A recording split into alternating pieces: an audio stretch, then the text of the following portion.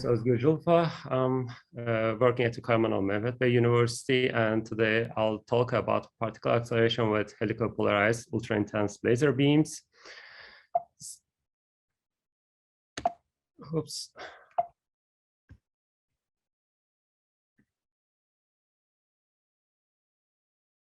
Okay. Can you still hear me?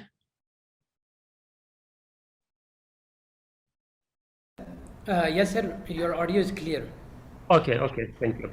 Yeah, the outline of the talk is going to be like this. First of all, I'll talk about the motivations, and then what are high power lasers and how particles are accelerated inside the plasma, just a little bit, because of the time, and energy dependencies, the results of recent studies, and acknowledgements of questions. So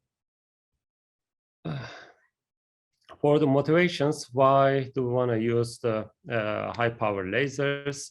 It's because of the the lower cost of the particle acceleration and compact structures, the broad area of the applications. So this is one of the reasons. The other reason is the fusion energy, as you may have heard of it, like the inertial confinement and the mighty confinement fusion is like the possible applications, and I'm particularly interested in the inertial confinement fusion method for it. And like medical applications, other reasons, like such as the hadron therapy, like radionuclide productions and X-ray imaging, etc. So these motivations kind of encourage us to study for the particle acceleration with the laser plasmas. So here I'm just comparing the one of the laser facilities and like the conventional accelerator. This is from the Rutherford Appleton laboratory in the UK, and as you see, this is the like the diamond light source. You can accelerate electrons up to 3 GeV with it, and the cost of it is around $400 million. So, and when you see here the little guy in there, this is the Gemini laser facility, Astra Gemini, and then you can still accelerate electrons there around 1 GeV energies, and the cost of it is around like $4 million.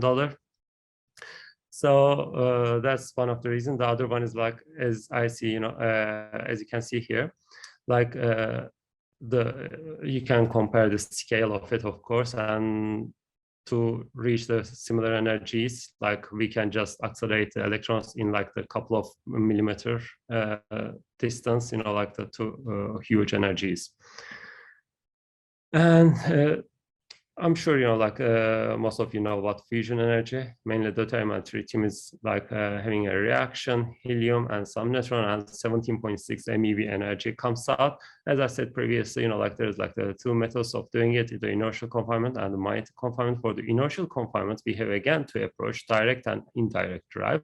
I'm just passing those parts pretty quick because of the time again. So if you have any questions later, you can just email me if you want. And for the hadron therapy, like in the traditional way of doing it, it's like one of the pictures here. You see the proton beam comes, and with the like tons of the weight of the magnets is around like around few tons. So you just need to use those huge magnets to bend the proton beam, and then comes to the patient here. And for the lasers, you can just do the same thing with a couple of mirrors. Mainly, you are just bending the laser with the mirrors and then focusing it here, and then get the target. And then once you accelerate the protons, protons can interact with the patient here. So these are the the advantages, like the mainly comparison of those ones. And for the imaging part here, again, if you see it, the laser comes, and then once it hits the target, you can start, accelerating the protons and X-rays. So these are like some images taken previously, and just to show it. And so what are high power lasers? Like if we are talking about it, like once, I'm saying high power laser, which means the power is needs to be greater than like 100 terawatt.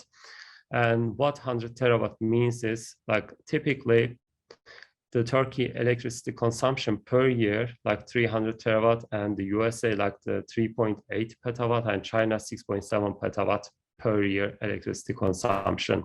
So you can just, like have the clear idea in your heads, like what 100 terawatt means. So with this 100 terawatt power can be delivered to the target in like femtosecond level. So it's like the huge energy is coming to that.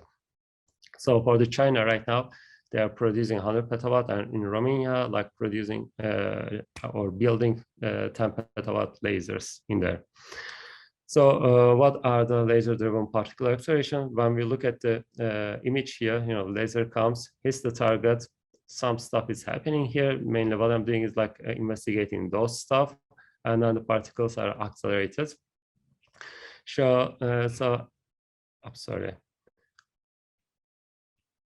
Okay, so to understand what's going on, we need to check it out, for the, let's say this is the plasma density, comes down and then laser hits. So this point we call it like the critical density, and once the laser cannot propagate behind the critical density, and it returns here. So we separate the particle acceleration in those two fields, like mainly below critical and above critical density. So the acceleration mechanisms are changing depending on the critical densities. So when you look at this for the solid targets, which means like the overdense plasmas, like over the critical density part, we see the resonance absorption and the ponderomotive acceleration. And for the gas, which is the underdense plasma, we can see the laser wave acceleration for the electrons. And for the ion accelerations, again, we can just separate it to two parts, like for the overdense targets and the underdense targets. For the overdense ones, like for the solids, target normal sheet acceleration, radiation pressure, and breakout afterburner. For gas targets, I would say recently people started investigating the magnetic vortex acceleration.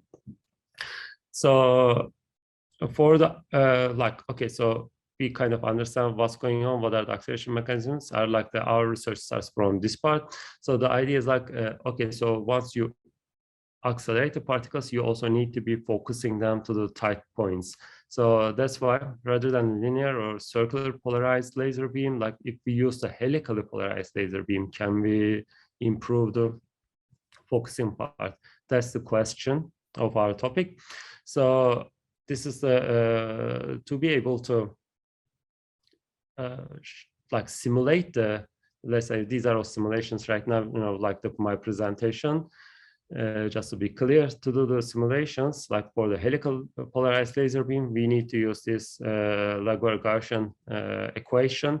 And here this M is called the mode factor. So once you change this M mode factor, you can see how the laser polarization is changing.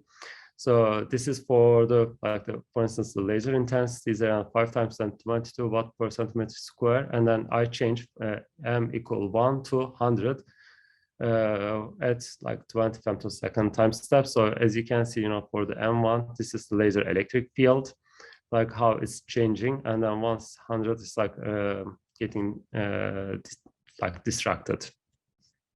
So this is just for example. And then I compare it here, as a function of time, how the for M equal 2 and M equal 4, how it's changing. So these are, imagine laser is coming through to you from the screen. So like these are the cross sections from the laser part.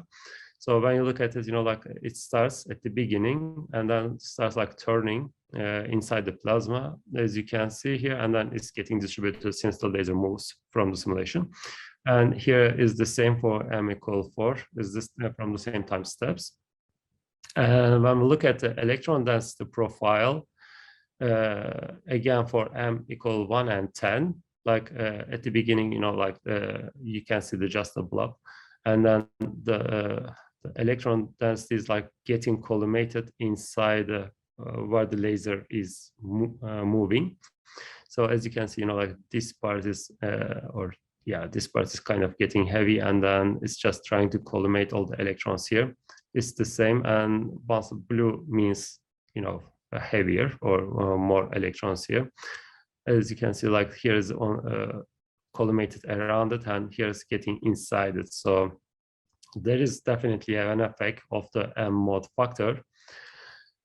And this is for the protons. You might see it clearly here. The proton starts again the collimating on the sides, and then as you can see, they are getting inside the collimations. But for the M equal 1, again, there's not many protons are in the center compared to M equal 10. And if you want to look at the protons, like the angular one. So you have 2 minutes to conclude, please. Okay, yeah, I'm almost done there. For the ion beam, like the angular momentum and the total angular momentum, when you look at it for the different M numbers here, like we are seeing is M10 is like the maximum it's reaching, and then it's going down again. I think it's because of the laser like diffraction. So when we look at the angular distribution for the different, like the M numbers here, like this is the angle, this is the kinetic energy here.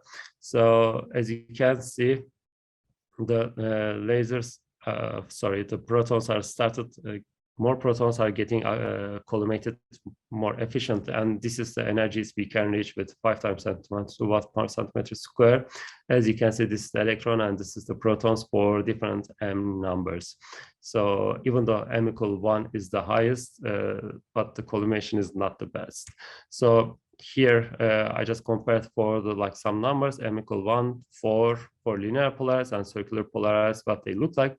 And then it's actually, this is the main point of it. So to do the hadron therapy, you have to have the Bragg peak. And when you look at it, we got this number between 25 to 30 MeV electron range, the proton range. So for the linear and circular polarized, you cannot really see the Bragg peak, and then the protons are depositing their energies starting from the beginning of the tissue. But for the linear polarized, for the helically polarized laser beam, you can see the nice curve here, and the Bragg peak is depositing all this energy. Here's the almost same graph with different interpretation.